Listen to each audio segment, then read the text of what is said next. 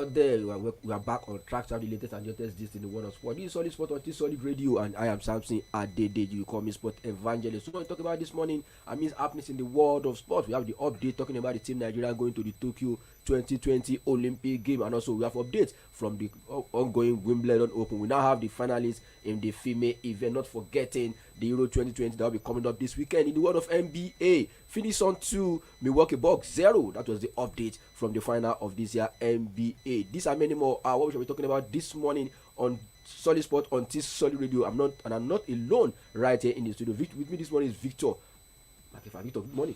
Good morning to you, the sports evangelist. Thank you very much for having me right here. Okay, there's quite a lot of things that we have to talk about today, and like you have said, yes, many things to note. The Olympics team contingent ready to represent Nigeria, and of course, yes, controversies around the Olympics itself, the competition as a whole. A lot of people have questions. A lot of people are not feeling good about this particular edition. So, quite a number of things for us to note from this side. But hey, here we go. Let's just get into the thick of the action. Victor, we are starting from that Olympic that you just mentioned, because yesterday, sports minister in Nigeria, I'm talking about Honorable Sunday Dare, visited the camp of the wrestling team right there in Bayelsa, Yenugua, and it's like they are preparing. Don't forget that we have 5 Nigerians that have qualified to represent the country right there at the Asian Games. And the minister yesterday said he's confident that they are going to rewrite the history of Nigeria. Victor, minister also talked about the team Nigeria that they have planned, they have prepared well, that they have started preparation 2 years ago, not 4 months. And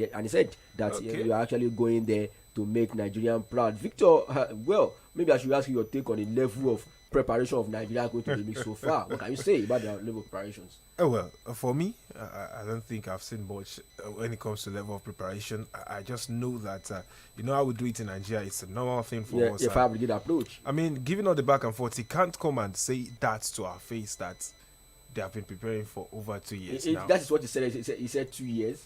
He might come out and say, okay, we have had these athletes over time. Some of the guys in the camp. We have gathered at the athletes over time. This is not a team that has been preparing for 2 years now. But we're talking about preparation for 2 years. When was the Honorable Sonny that became the Minister of Sports in Nigeria? I think we have Solomon Dalong all along before we have the Sonny that is coming in. I think you should have talked about that we have the athlete on ground. They have been around for quite some time, because if you're talking about level of preparations in the Nigerian team, for me, just like you said, I doubt it. And if you look at even up to this moment, it's just like we are doing this thing hurry. We saw a lot of adoption here and there. You just hear this certain man adopted this athlete, that athlete, whatever. Last week they are talking about the adoption of Udiva Odudu, and I was telling somebody that Odudu are still in the United States. You are talking about you're adopting him right there in Nigeria, and when we have trials in Nigeria, Odudu will fail to show up. And you are talking about his adoption. We never get to hear that, okay, this is the money the athlete will use for training. Except for Lagos State government that give out about 6 million 3 weeks ago for athletes coming from Lagos to prepare, give it to them as a grant. Aside, we just get to hear adoption. Now look at what happened again. Update that the team Nigeria, the Tiger and the Tiger will not be able to come to Nigeria, because they said on Monday the president of the country, President Muhammadu Buhari, will be observing the team Nigeria going to the Olympics, and they said the Tigers and the Tiger will not be coming due to COVID-19. And I said the team that are in the US preparing. So are you expecting them to come back to Nigeria? Sometimes, if you get to hear some news, you begin to laugh. You wonder what's going on exactly. That is, these are teams that are in the United States preparing, and you are talking about a venue that's just 1 or 2 hours. You expect them to come back to Nigeria. Do you think that is possible? I don't think so. Well, I don't know, but that is just the update. They said the Tigers and the Tigers will not be able to come to Nigeria due to COVID-19 restrictions. But maybe from there they will be moving to the Olympics.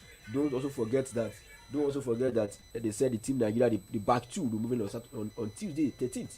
They said 13th. That should be Tuesday, if I'm not mistaken, because Sunday is 11th. I think that will be Tuesday. Yes, today is Friday. Yes, that will be Tuesday or Wednesday. The different parts in Nigeria. Let's hope they will do the right thing for us right there at the Olympics. All eyes on the Tigers and the Tigress. All eyes on them. Yeah, I think they are the only team that have 2 teams. Or the US will also have the 2 teams right in the basketball competitions. But let's hope that we'll be able to get it done by the time we get to the Olympics. We're talking about the updates right here in Nigeria. Victor, we are still talking about the angle of the sports minister. Now that he's saying that, he said that they are advocating for the Independent National Sports Commission to develop the sector. I don't know. Talking about the Independent National Sports Commission to develop the sports sector. I don't know. But you remember the minister told us about 2 weeks ago that we have moved from the level of recreation to business. Now it's canvassing for independent National Football Commission. I don't know. What do we stand to? I keep wondering whether they are placing their priorities in the wrong places because, I mean, you can't just say you are giving it to some bodies to develop. These things are all hands on deck happenings. There are events that should be everyone across board should be having their hands on it, not just passing it. We have gone from okay now. Look at it. What happened right there? He has created extra problems for the other sports. The other federations, athletics federations. Athletics federation, basketball, we have issues The there. problems have not been solved. You are handling all of this, saying bam, over to the independent sports body.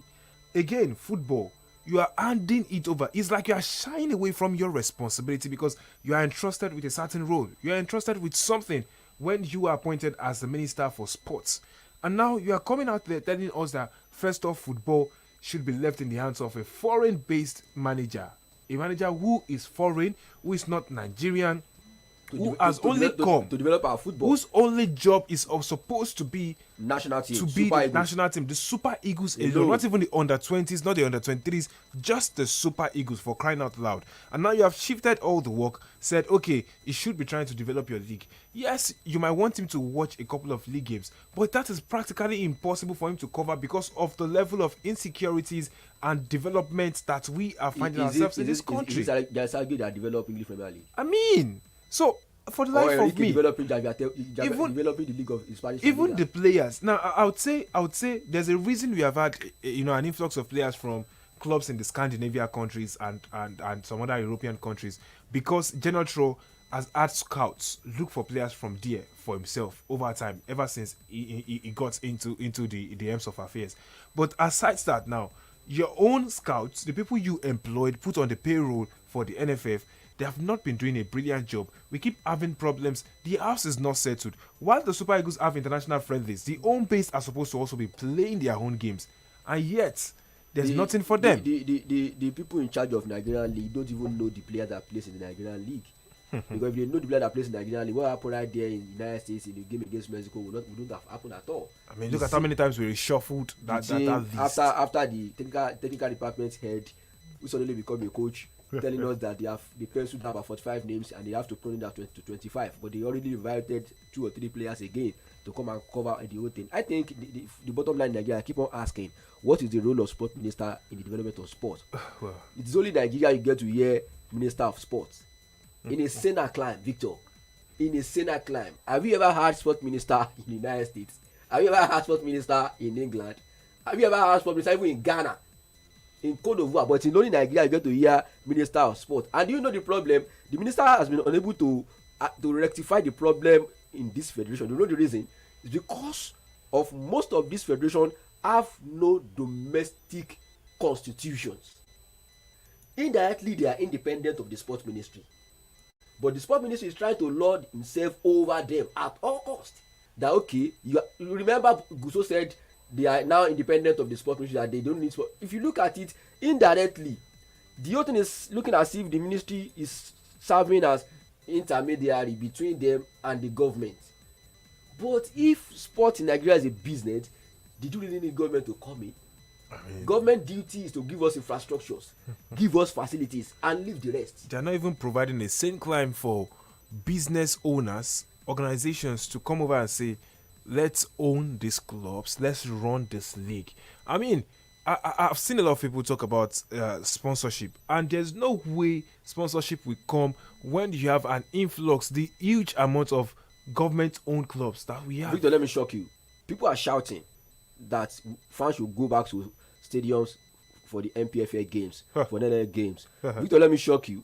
Yesterday, I got an update from the grapevine that the PTF are granted 30% that fans should be going to the stadium, but at 30% level.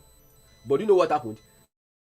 The club administrators said they don't want fans to come and watch games. What is going on? They're not. Wait, first. And somebody asked me, when we had full capacity, how many of them are making money? There's one stadium in Southwest I will not mention. If they want to play games, if you go to go to VIP. Then we have press crew in which we stay up there. The other VIP seat that is there, 50% will be ex administrator of the club. They come with their girlfriends, they come with their wife. You see all the ex players, they come in with their wife and girlfriends and friends. They will all be there. At least in that VIP, only 20% or 10% will pay. Others will enter for free. And the people in the popular side will pay 100 naira. And the capacity of that stadium is around 11,000. And the stadium will just be 30% filled. So if you try to break it down, maybe only out of 30% that came to watch, maybe only 10% paid, and they paid at the 100 naira level. So now tell me, they are still relying on government to give them money. That is just it. And they're not looking at avenues of making that. It is only Nigeria money. You will see, want to play CAF interclub competitions. The governors will be declines. They saying stadium is free, go and enter. Super Eagles who want to play, they will set free entry. In a Senate climb, there's nothing like that. I remember when Almeria came to Nigeria in the CAF against Rivers United, right there in Nigeria, about 3 or 4 years ago, right there in Port Harcourt. The governor of Port Harcourt then declared free entry that everybody should come and watch free of charge. Rivers United they won 3 goals to nothing. When they got to Sudan, they paid. Do you know how much Almeria make from that game? I mean, $30,000. That is what they made from great takings alone. And they won the game 4 goals to nothing. Victor, let's move forward because we have MPFA game this weekend. Maybe we should just talk about it in the afternoon because we don't have much time. Maybe we talk about MPFA game in the afternoon. Okay. Let's just travel abroad because of our time. I think we talk about the games in the afternoon. Yeah, we'll talk about the games, but tomorrow we'll be having a face-off right there in the Confederations Cup. That's CAF Confederations Cup. Raja Casablanca. Yeah, the final will be coming up. The two teams already in the Benin Republic now because they will be hosting the final. I mean, the 2 teams will be playing in the Benin Republic. The 2 teams are already there. Wait, that's another thing I wanted to bring up now because I feel like it's a slap in our faces whether we are considering it or not. So we are saying that we cannot bid to host one of these CAF Continental Club Football Finals. We can't bid to host it because if you look at it in Nigeria today, we only have Gusui Akpabio Stadium in Uyo. 1, then 2, who will bid for that game? Are we really ready to? Because bidding for this game, a lot of things it entails a lot of things. It's go beyond having 2 teams to go and play. That should be that should be the priority. Sure. I know if you want this game to come to Nigeria. No, I'm only saying Amaju Pini can bid for this game and we're going to have it. Because Amaju Pini is one of the most powerful person in CAF. We can actually get this. But they're not bringing these things home. So what is the usefulness of having this? I mean, I remember for years when we had the likes of Adamu. Amos Adamu in CAF. FIFA, all those places. They have not been, they will not bring all those goodies that should be coming home to us. Let me shock you. Anybody that is going outside Nigeria to go and represent this country, they are only representing their themselves. Their personal interests. They are only representing, they are not thinking about Nigeria at all. We have a lot of people, apart from Amaju Pinnick, do you know, we have this woman from Lagos, this legal woman from Lagos, she's part of the legal committee of CAF. We have a lot of people right there in CAF. Apart from Amaju Pinnick, they are only there because of themselves. Amaju Pinnick served in CAF under Ahmad about 4 positions. He was part of the AFCON committee, organizing committee. He was part of competition committee. Do you know that we also have Diko right in there? Yeah. We have Yakumi right in there. But they are not interested in themselves. Let me shock you. If you look around now, they went to Gombe last week. By Ahmed Fresh, Sheyi Akiwumi, and we have starting FA chairman right with them in Gombe State. What do you think they are doing? They are preparing, they are warming up for the next year election. That is just it. They are only thinking about themselves. You see the like of Austin Popo, Barry Bote hanging around talking about, they are saying this, they are talking about that, they are saying, and I asked somebody that Austin Popo will talk about the Nigerian players, that they are the one fighting for the players' right. Are you not aware that Atlanta players are whole 9 months salaries? Are you not aware what's going on in Sunshine? What did you do? That's to tell you that all of them, they are only interested in their own himself. All right. We have the 3rd place player for the Copa America. Colombia will be up against Peru, and that will be tomorrow. That's the playoff. Yeah, that's a good one. But Peru, they really surprised everyone. Get into this level. And if we want the game against Brazil, they really work hard. They made them sweat to actually win that game. I think Peru, the last player I remember in their team, the Jefferson Fanfan. Yeah, I remember Fafan playing for Yeah. them that time. But I don't think he's no more part of the team now. No, But that's the only popular left. player in Peru. Well, but we have had the likes of Guerrero. Guerrero. Ed Guerrero. We Yeah, have players in there. Advincula at the World Cup was there, but I don't think it's part of this one anymore. I think they tried their best getting to that level. But for Colombia, yeah, David Ospina is still there. James Rodriguez, a lot of good players for them. Jean Cuadrado is also in there. Players, Barrios, a lot of those names, but I think their best performance was in that World Cup 2014. Getting to the quarter final. Yes, when they did that. But now I'm not sure about the defense of the likes of Yeremina. Yeremina was there, so I remember the last game against Lionel Messi. He had issues with Messi in that game. They played shootout.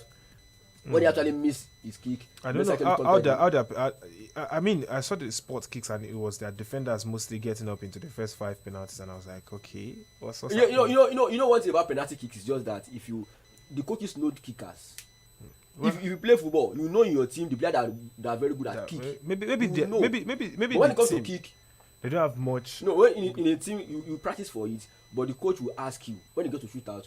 Anybody that wants to play should defy interest. Well, some players have the liver to play. Some players don't have the liver to play it. Okay. So except you get to the extra.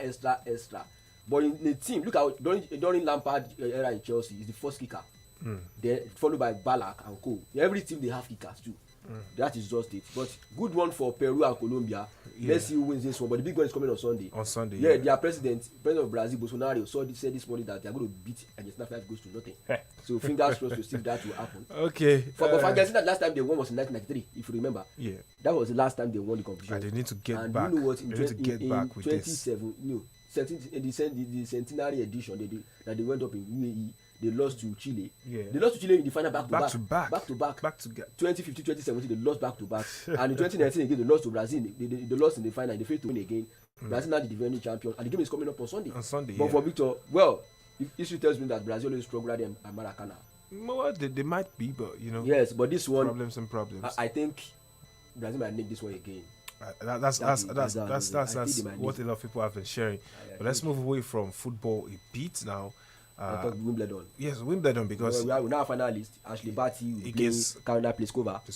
Yes. That's a huge one. I mean, for Angelique Kerber, I thought maybe she would put on the fight at very least, but it was 2 straight sets right there. Ashley Barty got it all over her, 6-3, 7-6. Well, she did try in the second set, but it wasn't to be. I mean, going 7-7, come on. And then Pliskova also got the better of Sabalenka despite losing the first set. She lost the first set 5-7, but won the remaining 2 6-4, 6-4. Now she's advanced into the next round. And, while we're talking about this, some of these older athletes who were in the Wimbledon Open from the beginning with them have already moved over. Some have already been in Germany, where we have the WTA singles. We have Clay in Hamburg, where we have the likes of Zidansek. They need to get involved because of their ranking. Yeah. Ahead of the next Grand Slam, they need to work on their ranking so they can be right in their top seed, second seed, top seed. It works for them. It depends on if you get seeded. I think you have a relatively an easy opponent in the very first round. So that's why they need to play all these competitions. Very important. But Victor, in the men's category. Today, Novak Djokovic will be playing against Denis Shapovalov. That's a huge one. And Matteo Berrettini, the Italians, against Uba Ukas. They now defeated Roger Federer. And Medvedev. But there's one thing about that Roger Federer game. I think it has been a long time we see Federer losing 6-love. 6-love. It's been quite. I was mentioning it amazing. Yesterday morning on the show. So amazing. It was. I mean, it's been, I think, 2002, then 2008 or 2006, where we last saw it against the Croatian. And now it's whole. I don't know. And he's talked about not being, he's considering not coming back to the Wimbledon Open anymore. I don't know. Yeah, he's thinking about maybe hanging his racket. I think he needed to do that. Okay. He has done wonderfully well. Well, maybe away from tennis now because of our time. He told the NBA, the early hours of today, 2-0 in favor of Phoenix Sun, beating Milwaukee Bucks again, 108 to 118. I think. The difficult one. David Booker led for Phoenix, 31 points. Michael Bridge posted 27 points and Chris Paul 23 points. Good one for Phoenix. They want to win this competition at all costs. Now 2-0, but they have to learn from the last game, Milwaukee Bucks, how they actually come back that time against Atlanta Hawks before getting to this level. I think Phoenix is not good for them. They really have to be on top of their game as they move into the game 3. But 2-0 in favor of Phoenix one. Victor, good one. Good one, right? Huge for them, and I think yes, it's going to be quite intriguing. I'll watch the next one, the very next one, because leading 2-0 against them.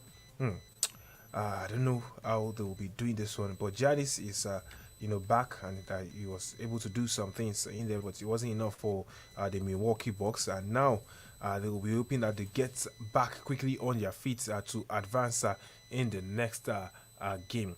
Do we leave the Euros until the afternoon? Let's talk about the other group from this football. Let's go straight to Italy. Victor, I want to ask a question. What is the issue of what the issue Mourinho has with the football fans or wherever? They always complain about this man, Jose Mourinho. But if you sit down and look at Jose Mourinho's record, I think I would say it's at least relatively okay as far as I'm concerned. But people always talk about Jose Mourinho. Maybe they always find fault with him. Yesterday when he talked about certain things, that they complain about his performance with Tottenham and against Manchester United, and he said that okay, with United they won 3 trophy. People never talk about it. With Tottenham Hotspur taking them to the final, people never talk about it. But before he joined Tottenham Hotspur, they finished in 9th position. When he joined them, moved them to the 6th position. They qualified for the Europa League and qualified for the League Cup. But they still felt that Mourinho didn't do enough. Well, he said something. His statement is what they consider a disaster for him is not something that some people can achieve, and that's quite a lot when you look at it. Well, Mourinho is an individual that divides opinion, whether you like it or not, and he's always going to be all up in our faces now and again. You might not like his style, you might not like what he does, but if you give him what he wants, I think he will get you the Definitely. job. That's the thing about him. Track record, he's won trophies. Twice, he's won trophies. Cup, and I would say Portuguese Cup, Premier League. It's not insights when we say we said it before he got sacked, and we said it's when they just sacked him in the build-up to the Carabao Cup final. Tottenham Hotspur had a better chance with Jose Mourinho at the helm of affairs than without him going into that final, and it was just a few days away. They needed to win that, and they chose the wrong timing to let off the man. And then it shows how shambolic the leadership has been, from the board to the owner and all of that. When it took them that long to identify someone that would fit in with the profile of the club, it says a whole lot about them when there are names right there all up in their faces that they didn't actually do the job with. So I don't know. It's not just about the coach actually. It's about the team. About Spurs. If they wanted to, they had a lot of players who are past their prime still in the team. A lot of players who were jaded, who were not good enough to be in a title contending side, all up in there. And they wanted Jose Mourinho to do the job with them. I think not. Even Gareth Bale, who talked about freedom and all of that afterwards, I wonder how well he performed when Jose Mourinho left. Well, let's just move away from that. Let's talk about yesterday. We saw the confirmation Ramos joining PSG. Yeah, 2023. 2-year deal. I'm just thinking that will Ramos be able to give to Paris Saint-Germain what he did for Real Madrid? That's a big question. He won't give them exactly the same thing. But I was asking, Paris Saint-Germain, what are they trying to build? Building team with set of old players. Is this set of old players now? Well, you might say that. I'm beginning to look at it now. Now they are talking about getting maybe Satel and Messi to come and play, or Cristiano Ronaldo. It could be. They are talking about, if you look at all the players they are trying to put together. Yes, I know that they want to win the UEFA Champions League, no doubt about that. But the way they are going, they might not get it. That is just it. They might not get it at the end of the day, because if you look at the players they are packing together now, they have Gini Wijnaldum, they have. Well, maybe they are building the football Avengers. Well, if you look at it, for me, they're just like another MLS team in different league. Because if you look at the players that are trying to gather, players that are talking about coming to their team, players that are still talking to come and play for Paris Saint-Germain, you begin to ask questions. Okay, despite having all the players last season, they still fail to win the league.